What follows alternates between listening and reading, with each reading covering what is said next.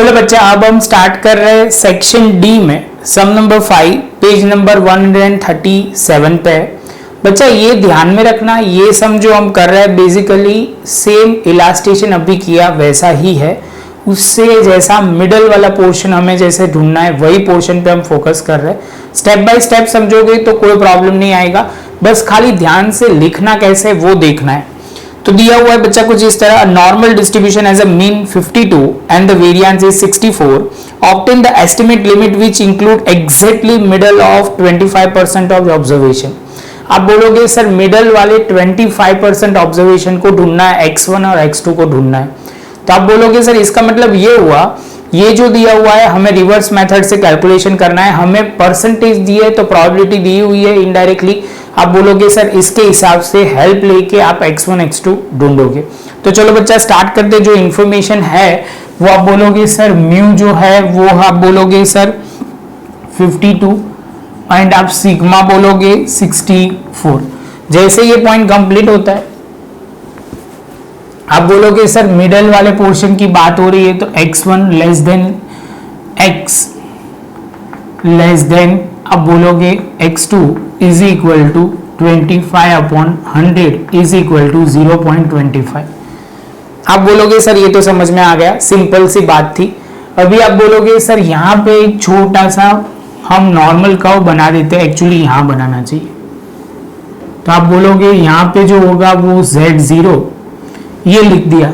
अभी आपको बोला गया है इसको हम कन्वर्ट Z में कर देते, तो आप बोलोगे सर यहाँ x1 माइनस आप बोलोगे सर क्या लिखेंगे, तो आप बोलोगे सर लिखो म्यू, यहाँ सीधे वैल्यू पुट करते हैं 52 और सिग्मा है 64, यहाँ पे आप बोलोगे x minus mu upon sigma, यहाँ पे x2 माइनस आप बोलोगे सर म्यू जो है वो 52 है और यहाँ पे 64 इज इक्वल टू 0.25। आप बोलोगे सर यहाँ पे अभी आपको लिखना है तो यहाँ Z1 और Z2 लिख दिए। बच्चा ये ध्यान में रखना इक्वली डिस्ट्रीब्यूट करना है दोनों साइड। आप बोलोगे सर दो साइड पे आएंगे तो यहाँ पे 25 को डिवाइड करेंगे तो 12.5 मतलब 0.125 0.125 ये दोनों साइड की प्रोबेबिलिटी हो जाएगी। इसको हमें प्रॉपर तरीके से दिखाना है, तो आप बोलोगे सर ये हो जाएगा Z1 less than equal to Z less than equal to Z2 is equal to 0.25।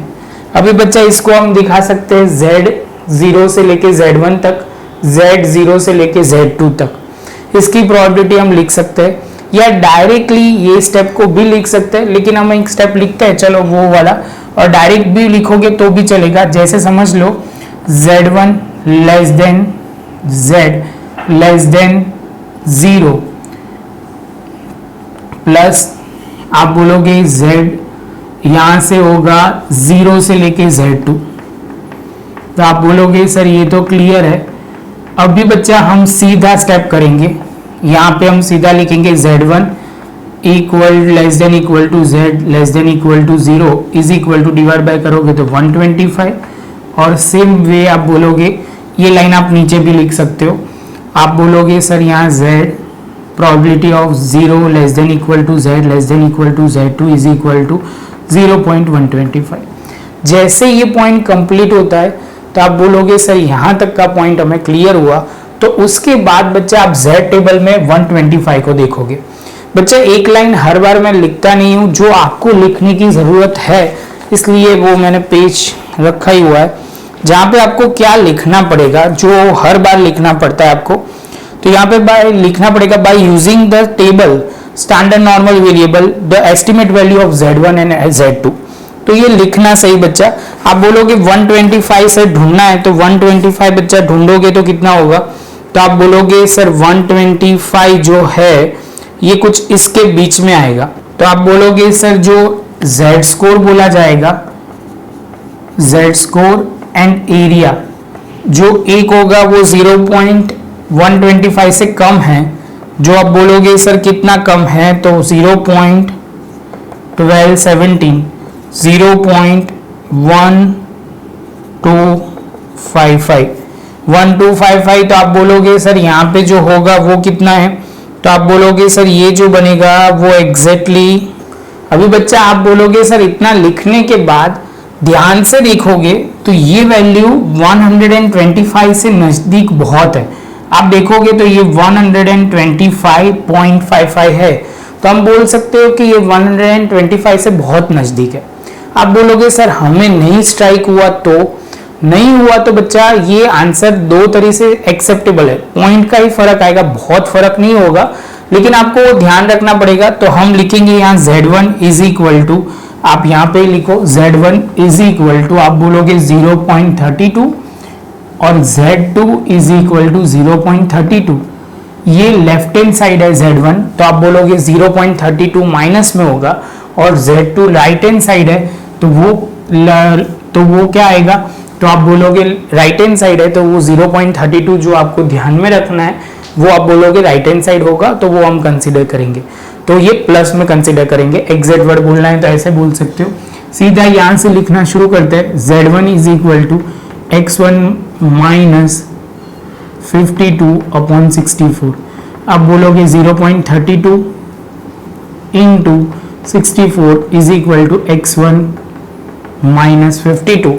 तो बच्चा वो करोगे तो कितना आएगा, तो आप बोलोगे 0.32 इंटू 64। यहाँ बच्चा वेरिएंस दिया हुआ है तो हमें लिखना पड़ेगा 8, तो यहाँ पे भी कंसीडर किया जाएगा 8, तो यहाँ पे भी आएगा 8। तो आप बोलोगे 0.32 इंटू 8 2.56, और आप बोलोगे सर ये प्लस हो जाएगा दूसरी साइड जाएगा तो आप बोलोगे 52 में प्लस करोगे तो 49.44 इज इक्वल टू x1। यहाँ पे Z2 is equal to x2 minus, आप बोलोगे 52/8, यहाँ पे है 0.32 इंटू 8, x2 माइनस 52 जो हो जाएगा 256 पॉइंट आ जाएगा 2.56, और यहाँ आएगा 52 इज इक्वल टू x2। यहाँ पे आप बोलोगे 54.56 इज इक्वल टू x2। जैसे ये वैल्यू आएगी आप बोलोगे बच्चा वो मैं चेक कर रहा था, सपोज ये हमने एवरेज लिया होता तो क्या होता, तो आपके आंसर में तो थोड़ा फर्क होगा, 54.52 आता, बस वो होता है, फर्क बहुत नहीं रहेगा। यहाँ पे 54.56 आ रहा है, इसकी जगह 54.52 आएगा। पता होना चाहिए बच्चा, और कुछ नहीं। शांति से प्रॉपर लिख लो बच्चा। अभी हमारी मेथड क्या रहेगी, एक इलास्टेशन एक सम, एक इलास्टेशन एक सम, क्योंकि लॉजिक तभी क्लियर होगा, कंसेप्ट तभी क्लियर होगा। तो प्रॉपर नोटबुक में पहला ये लिख लो। मिलते हैं बच्चा नेक्स्ट लेक्चर में। वीडियो अच्छा लगा हो बच्चा तो लाइक शेयर सब्सक्राइब जरूर करें। मिलेंगे नेक्स्ट लेक्चर में नए एक टॉपिक के साथ।